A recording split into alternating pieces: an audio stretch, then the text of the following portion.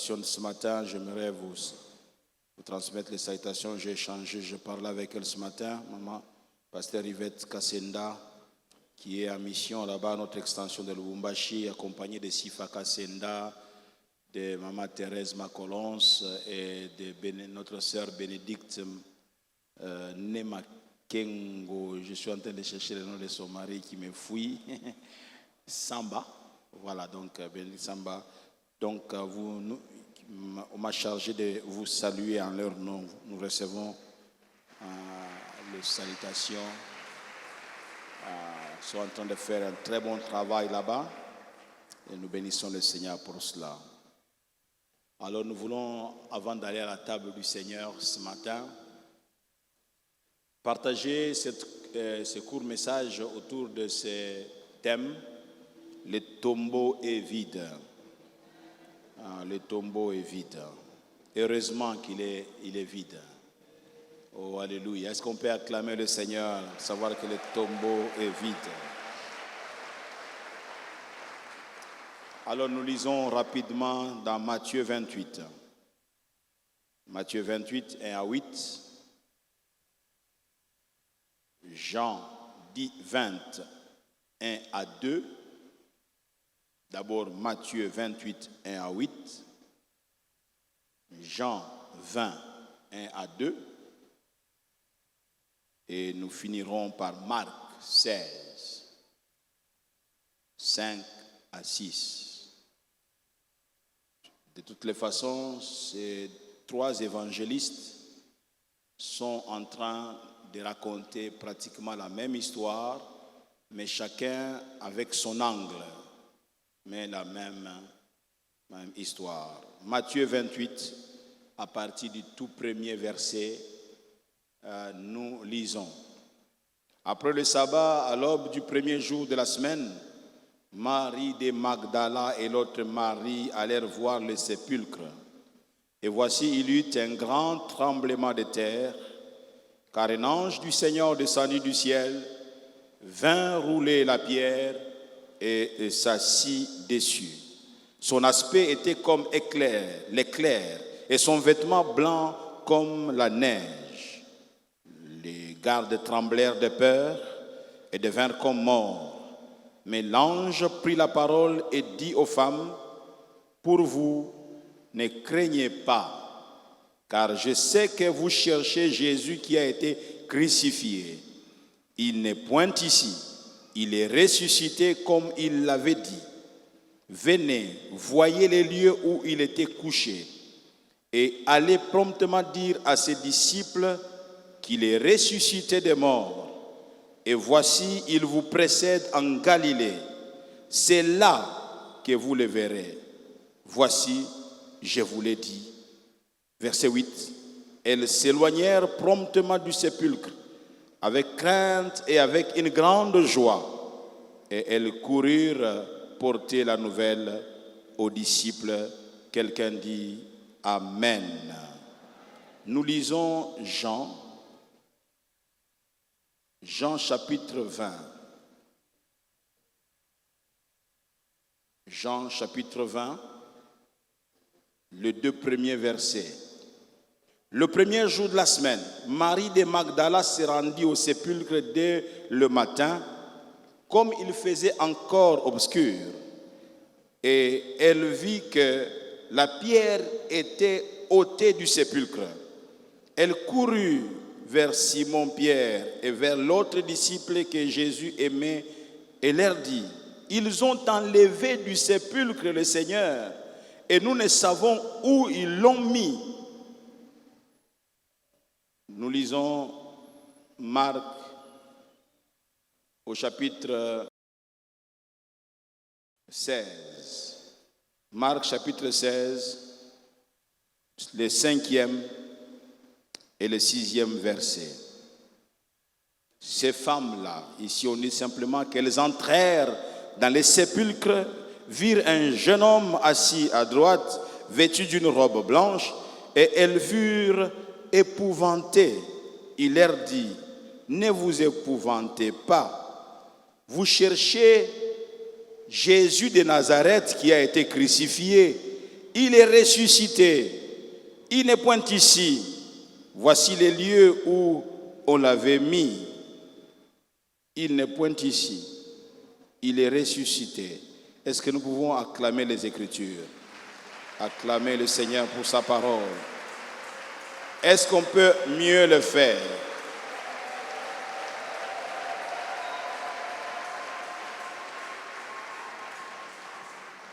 Vous cherchez Jésus qui a été crucifié.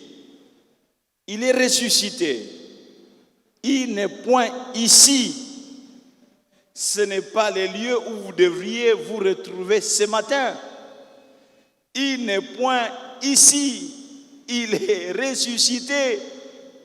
Marie de Magdala, l'autre Marie, vous avez effectué un voyage pour rien. Ce n'est pas ici que vous devriez vous retrouver. Il n'est point ici. Venez, voyez les lieux où il a été placé. Et notre évangile, quand vous allez continuer la lecture, vous voyez qu'on va leur montrer même des linges qu'on avait enveloppés. Donc les linges ont enveloppé le Seigneur, sont restés là. On dit, il n'est point ici. Venez et constatez qu'il n'est point là. Alléluia. Autrement dit, le tombeau est vide. Le tombeau est vide. Le corps du Seigneur a été logé là pendant un laps de temps.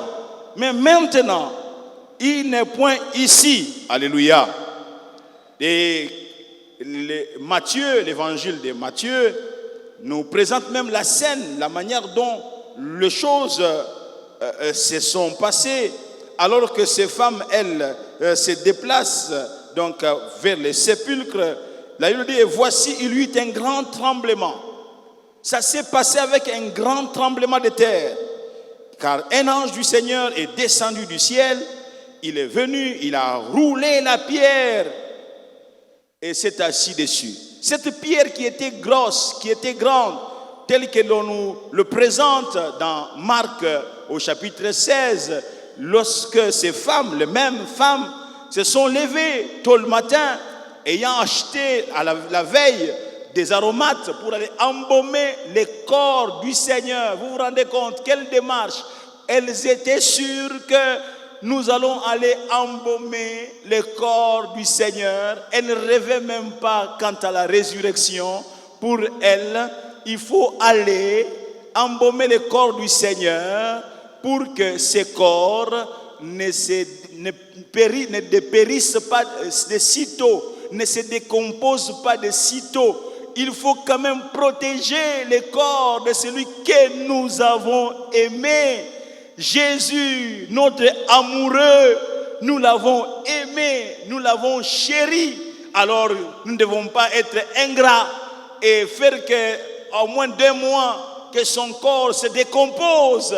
Donc, ces amis, ces braves femmes ne rêvent pas ne font pas le rêve de la résurrection du Maître. Il faut simplement aller protéger, sécuriser le corps du Maître. Bien-aimés, comme on le disait au courant de la semaine, la mort à elle seule n'allait pas suffire. Mourir, c'est bien, et il est mort pour nos péchés, et il est celui qui est venu d'en haut, c'est le pain qui est descendu d'en haut, ce pain descendu d'en haut, c'est l'agneau de Dieu sans tache. Mais mourir et se limiter là-bas, ça allait être un message chaotique. Bien-aimé, Jésus-Christ n'avait pas vocation de mourir, être enseveli, et puis ça s'arrête là. C'est pourquoi les Écritures disent qu'il est mort selon les Écritures, enseveli et ressuscité selon les Écritures. Oh, alléluia. Oh, alléluia. Le tombeau est vide. Quand elles arrivent, l'ange est descendu, il a roulé la pierre et s'est assis dessus. Il n'y a plus de barrière. Bien-aimé, l'ange s'est assis dessus. Elle s'est posé des questions dans Marc 16. Qui nous roulera la pierre loin de l'entrée du sépulcre pour que nous puissions avoir accès accès au temple, là où se trouve le corps de notre Seigneur Jésus-Christ. Et j'ouvre une parenthèse pour dire que là où se trouve la solution à ton problème, alors qu'il y a une grosse pierre qui te barre la route, j'aimerais te dire que l'ange a été...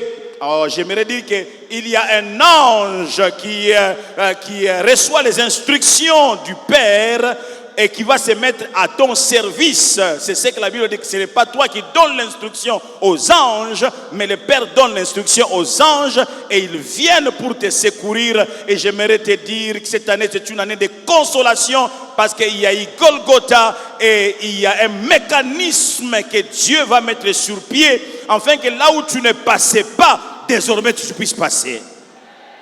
Je pensais que je parlais à quelqu'un. L'ange est descendu, il a roulé la pierre et s'est assis dessus. Ce qui était obstacle est devenu siège pour quelqu'un.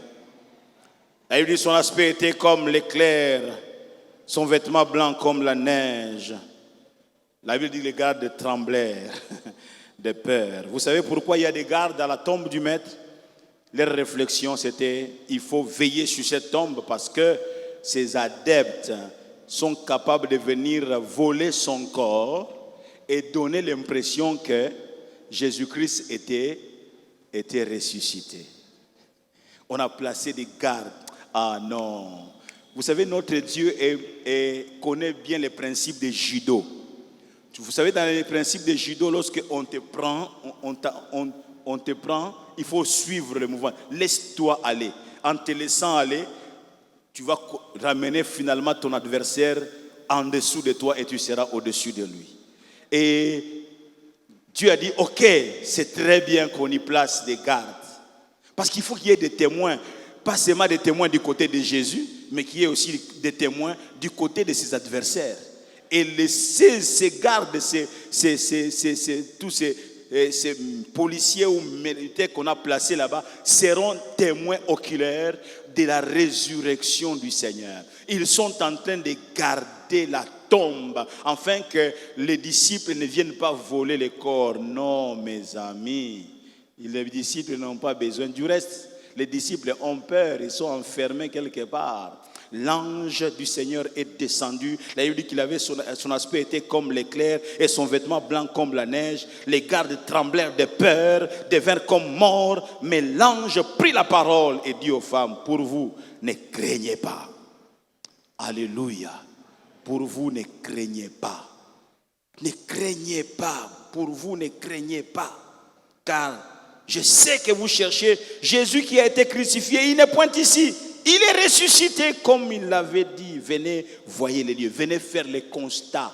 Et comme j'ai l'habitude de le dire, que la pierre n'est pas roulée pour que Jésus-Christ puisse sortir de la tombe, mais la pierre a été roulée pour que ces femmes entrent et constatent que Jésus-Christ n'est plus là. C'est pourquoi nous sommes exhortés à connaître non seulement Christ, mais connaître aussi la puissance de la résurrection. J'aimerais te dire que cette année, même au niveau de ton travail, ceux qui vont chercher à se dresser contre toi seront renversés. Oh alléluia! Oh alléluia! Jésus-Christ n'avait pas besoin qu'on ouvre, qu'on enlève la pierre pour qu'il puisse sortir, parce qu'il n'a pas besoin de cela. Vous avez constaté, même lorsque les apôtres sont enfermés quelque part, la porte est hermétiquement fermée et Jésus-Christ entre. Et on vérifie, la porte est restée fermée, mais Jésus-Christ est dedans. Bien aimé, il n'a pas besoin qu'on ouvre la porte pour qu'il puisse entrer. Et il a fait de toi ce genre d'être. Partout où on te ferme la porte, il dit, je tiens la clé. Il dit, je suis sorti de la tombe avec la clé des morts et de séjour des morts. Il a la clé pour ouvrir. Et il dit, quand j'ouvre, personne ne fermera. Et si je ferme, personne n'ouvrira. Et je dis, il y a des portes qui doivent rester fermées dans ta vie. Parce que ce ne sont pas des portes de faveur. Ce ne sont pas des portes de bénédiction. Ces portes-là viendront créer que douleur et misère. Nous les déclarons rester fermées au nom de Jésus. Mais il y a des portes qui doivent s'ouvrir. Est-ce que tu peux donner un bon amen? Je disais qu'il y a des portes qui doivent s'ouvrir. Oh, bien-aimé, le tombeau est vide. L'église crie après moi, le tombeau est vide. Le tombeau est vide. Les gardes ont tremblé. Et ce sont eux, quand vous lisez la suite de ces chapitres 28 de Matthieu, ils sont allés faire les rapports auprès de la hiérarchie qui les avait placés là-bas. Et quand la hiérarchie reçoit les rapports que Jésus, non pas qu'on est venu à voler son corps, mais il est ressuscité. Nous étions présents lorsque l'ange a roulé la pierre. Il y a eu un tremblement de terre. Ils vont leur payer, donner encore beaucoup d'argent en disant, il ne faut pas dire ça. Il faut plutôt dire que ces adeptes sont venus et ont volé les corps. J'ai dit à quelqu'un, Jésus est ressuscité. Et le tombeau est vide. Le tombeau est vide, c'est-à-dire quoi? Ça veut dire que pas de cadavres. Pas de cadavres. On va chercher dans tout Israël les cadavres de Jésus. On ne le verra pas. Parce que Jésus-Christ est sorti du tombeau. Un tombeau vide marque l'absence. Il y a l'absence. On constate que c'est vide. Il n'est plus là. Il n'est point ici, dit le verset 6 de Matthieu 28. Il n'est point ici. Il est ressuscité comme il l'avait dit. Venez, voyez les lieux où il était couché. Venez, voyez les lieux où il était couché. Venez et voyez les lieux où il était couché. Venez, voyez les lieux où il était couché. Venez, voyez les lieux où il était couché. Venez, voyez les lieux où il était couché. Venez, voyez les lieux où il était couché. Luc 24 dit, le premier jour de la semaine, elles se rendirent au sépulcre de grand matin, portant des aromates qu'elles avaient préparés. Elles trouvèrent que la pierre avait été roulée de devant le sépulcre. Elles trouvèrent que la pierre avait été roulée de devant le sépulcre. Tu entreras avec facilité. Parce que la pierre que tu craignais là, elle avait déjà été roulée avant que tu n'arrives. Quand tu arriveras, tu entreras avec facilité. Je ne sais pas à qui je parle ce matin. Et étant entrées, elles ne trouvèrent pas le corps du Seigneur Jésus. Comme elles ne savaient que penser de cela, voici deux hommes leur apparurent en habits resplendissants. Saisies de frayeur, elles baissèrent le visage contre terre, mais ils leur dirent, pourquoi, femmes, pourquoi cherchez-vous parmi les morts celui qui est vivant? Il n'est point ici, mais il est ressuscité. Souvenez-vous de quelle manière il vous a parlé lorsqu'il était encore en Galilée et qu'il disait, il faut que le Fils de l'homme soit livré entre les mains des pécheurs, qu'il soit crucifié et qu'il ressuscite le troisième jour. Oh, qu'il ressuscite le troisième jour. Pourquoi cherchez-vous parmi les morts celui qui est vivant? Il a changé d'adresse. Pourquoi cherchez-vous parmi les morts celui qui est ressuscité? Il n'est point ici. Il n'est point ici. Ce n'est pas les lieux où vous devez venir le chercher. Il est parmi les vivants. Cherchez-le parmi les vivants. Vous allez le trouver. Il n'est point ici. Il est parmi les vivants. Oh, bien-aimé, Jésus est vivant. Il vit pour toujours. Je disais qu'il est vivant. Il vit pour toujours. Pourquoi cherchez-vous parmi les morts celui qui est vivant? Il n'est point ici, mais il est ressuscité. Alléluia. Et dans Apocalypse 1er, verset 17, la partie B et le verset 18, Jean déclare ce qui suit. Il dit, quand je l'ai vu, j'ai tombé à ses pieds comme mort. Parce qu'il reçut l'apparition du Seigneur. J'ai tombé à ses pieds comme mort. Il posa sur moi sa main droite en disant, ne crains point, je suis le premier et le dernier et le vivant. J'étais mort. Et voici, je suis vivant au siècle de siècles. Je tiens les clés de la mort et du séjour des morts. Oh, il tient les clés de la mort et de ce jour, du séjour des morts. Il dit, je suis le premier et le dernier et le vivant. J'étais mort et voici, je suis vivant au siècle des siècles. Le tombeau est vide. Il est ressuscité. Il est vivant. Et puisqu'il vit, je n'ai rien à craindre. Puisqu'il vit, tu n'as rien à craindre. Puisqu'il vit, nos lendemains sont assurés. Puisqu'il vit, il tient nos vies maintenant entre ses mains pour l'éternité. Il tient nos vies entre ses mains pour l'éternité. Ta vie est entre ses mains. Il dit, personne ne les ravira d'entre mes mains. C'est dont le Père m'a donné. Personne ne les ravira d'entre mes mains. Bien-aimé, personne ne te ravira d'entre les mains du Seigneur.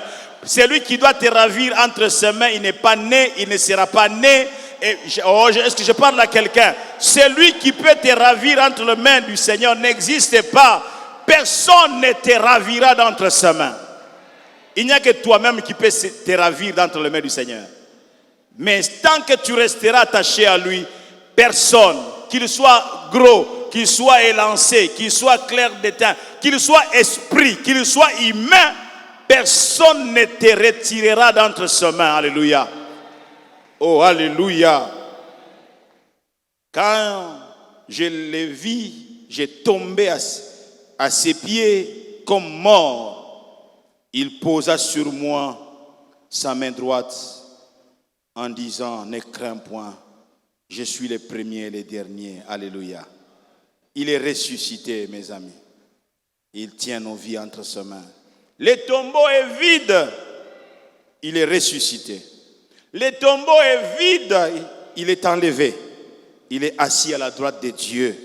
Il est ressuscité, assis à la droite de Dieu. Et il intercède pour toi et moi. S'il n'était pas ressuscité, il n'allait pas accéder à cette fonction d'intercesseur. Bien-aimé dans le Seigneur, Jésus-Christ n'est pas Mahomet. Jésus-Christ n'est pas Krishna. Jésus-Christ n'est pas Bouddha. Jésus-Christ n'est pas tout ce que vous connaissez. Oh, Mukuna Elohim. Jésus-Christ n'est pas tout ça. Jésus-Christ est différent de tous ceux-là parce qu'il est mort comme eux sont morts. À la différence, lui est sorti de la tombe. Les autres sont restés dans leur tombe, leur corps a dépéri, mais Jésus-Christ n'a pas connu notre Dieu la corruption. Il est ressuscité d'entre les morts. Il vit au siècle de siècles. Il est assis à la droite du Père et il intercède. J'aimerais dire à quelqu'un, n'ayez pas peur, Jésus-Christ intercède. Ne tremblez pas car Jésus-Christ intercède. Ne panique pas parce qu'il intercède. Ne tremblez pas parce qu'il intercède. Ne quitte pas ta position. Jésus est en train d'intercéder. Ne dis pas qu'est-ce qui m'arrive. Il est en train d'intercéder. Ne dis pas ce que je vais m'en sortir. Non, il est en train d'intercéder pour toi. Il plaide en ta faveur. C'est ce que j'aimerais te dire. Il est en train de plaider, même quand toi tu ne lui avais pas présenté un sujet, lui il plaide. Il plaide même lorsque tu pleures des doutes, tu pleures des manques de foi, mais il intercède quand même. Après avoir intercédé, il viendra à toi et te dira, homme de peu de foi, femme de peu de foi. Mais d'abord, il calme la tempête. Et il dit donc au vent, arrête-toi. C'est après qu'il viendra te dire, pourquoi as-tu douté? Pourquoi as-tu douté? Il va plaider. C'est un intercesseur permanent. Je disais que c'est un intercesseur permanent. Il ne quitte pas son poste d'intercesseur. Il est là, il intercède. J'aimerais nous dire, bien-aimés, la résurrection veut dire Jésus-Christ en position d'intercession. Il a été enlevé. Il est assis à la droite du Père. Lorsque le diable vient pour t'accuser, il s'élève et dit, Père, cette accusation est fausse. Parce que moi, j'ai pris la place. J'ai déjà payé. J'ai payé pour cela. Et je suis sorti de la tombe. J'ai payé pour lui. Cette accusation-là est fausse et n'a pas sa raison d'être, ne tient pas compte de cela. Il intercède. Il intercède. Je disais il intercède. J'étais en train de dire pour celui qui ne me comprend pas que Jésus-Christ est en position d'intercesseur. Alléluia. Le tombeau est vide. Je disais le tombeau est vide. Le tombeau est vide. Et dans 1 Corinthiens 15, 55, l'apôtre Paul fait cette déclaration extraordinaire. Il dit, ô mort, où est ta victoire? Ô mort, où est ton aiguillon? Le tombeau est vide, mes amis. Le tombeau est vide est un signe de victoire. Je disais, le tombeau est vide est un signe de victoire. Le tombeau est vide est une marque de distinction. Je disais que le tombeau est vide est une marque de distinction. Jésus se distingue de tous les autres. Oh, amen, amen. Il se distingue de tous les autres. Ils sont morts comme lui. Il est mort comme eux. Mais eux ne sont pas revenus. Jésus seul est revenu selon les Écritures. 3 jours après, il allait ressusciter. Il n'a pas ressuscité 5 jours après. Il n'a pas ressuscité 1 semaine après. Il n'a pas ressuscité 1 mois après. Selon les Écritures, c'était 3 jours. Et selon les Écritures, au 3e jour, la terre l'a vomi. La terre l'a vomi. La terre, c'est comme un estomac. Avec son estomac, l'estomac de la terre a avalé Jésus en disant, oh, quelle belle nourriture, quelle bonne nourriture. Mais la terre, l'estomac de la terre réalise que j'ai toujours digéré facilement, mais là, ce n'est pas possible. Il va avaler des bicarbonates, il va avaler des choses, mais la digestion ne suit pas toujours. Et il commence à souffrir. Il dit, non, non, non, non. Ces genre de clients, je n'ai jamais eu auparavant. Il dit, pour que j'aie la vie sauve, pour que j'aie la paix, il faut que je vomisse cette nourriture. Ah, il a vomi, la terre a vomi Jésus. Il est ressuscité, mes amis, la tombe est vide. Ah, je pensais que je parlais à quelqu'un. Le tombeau est vide. Le tombeau est vide. Le royaume que dis-je, la résurrection de Jésus-Christ, c'est l'événement central de l'histoire rédemptrice de Dieu. Le tombeau est vide. C'est vraiment l'événement central de l'histoire de la rédemption. La résurrection de Jésus-Christ est la pierre angulaire de la foi chrétienne. La résurrection de Jésus-Christ. Et c'est la pierre angulaire de la foi chrétienne. Tout ce que nous sommes, tout ce que nous avons et tout ce que nous espérons devenir sont attribuables à cette réalité de la résurrection de Jésus-Christ. Le tombeau est vide, mes amis. Je disais, le tombeau est vide. Sans la résurrection, l'œuvre de la croix aurait un goût d'inachevé. Sans la résurrection, l'œuvre de la croix aurait un goût d'inachevé. La résurrection, bien aimé, veut dire qu'il n'y aurait pas de christianisme. Au fait, il n'y aurait pas de christianisme, pas de famille de Dieu, des enfants de Dieu sans la résurrection. Ça allait être malheureux. Vous vous rappelez dans Luc 24, si j'ai bonne mémoire, lorsque Jésus-Christ se faufile au milieu de ces disciples d'Emmaüs qui allaient donc dans un village près, et Jésus-Christ leur pose la question. Ils sont en train de parler. Et je dis, de quoi vous vous entretenez en chemin? Oh, mais comment? Est-ce que toi, tu n'habites pas de ce côté? Tu es étranger ou quoi? Tu ne connais pas ce qui est arrivé? C'est Jésus de Nazareth. Nous pensions que c'est lui qui nous sauverait. Nous pensions que. Mais voici, depuis 3 jours, il est mort. On n'a plus de ses nouvelles. Donc pour eux, c'était fini. Vous voyez l'inquiétude qu'il y avait dans leur cœur. Un Jésus-Christ mort, enseveli, non ressuscité, ne nous sert à rien. Voici que maintenant il est mort depuis autant de temps et nous ne savons pas ce qu'il est devenu. Ignorant que c'était lui-même qui était déjà là, au milieu d'eux. Jésus au milieu d'eux. Jusqu'à ce qu'ils arrivent là où ils allaient et que Jésus-Christ puisse prendre à manger les pains, les rompre. Et quand ils soulèvent, et paf, la révélation. Ils ont la révélation. Jésus donc est là et Jésus-Christ disparaît. Bien-aimé dans le Seigneur, il n'est pas resté plutôt dans les tombeaux. Jésus est sorti. Et il occupe une position extraordinaire. Notre intercesseur par excellence. Même quand tu es fatigué dans ton lit de maladie là, souviens-toi qu'il est en train d'intercéder pour toi. Crois à cette intercession. N'aie pas peur. Tu peux me dire, Seigneur, je ne sais pas intercéder maintenant, mais je sais que toi, tu intercèdes pour moi. Je sais que je vais m'en sortir de cette affaire. J'aimerais te dire que tu vas t'en sortir au nom de Jésus-Christ.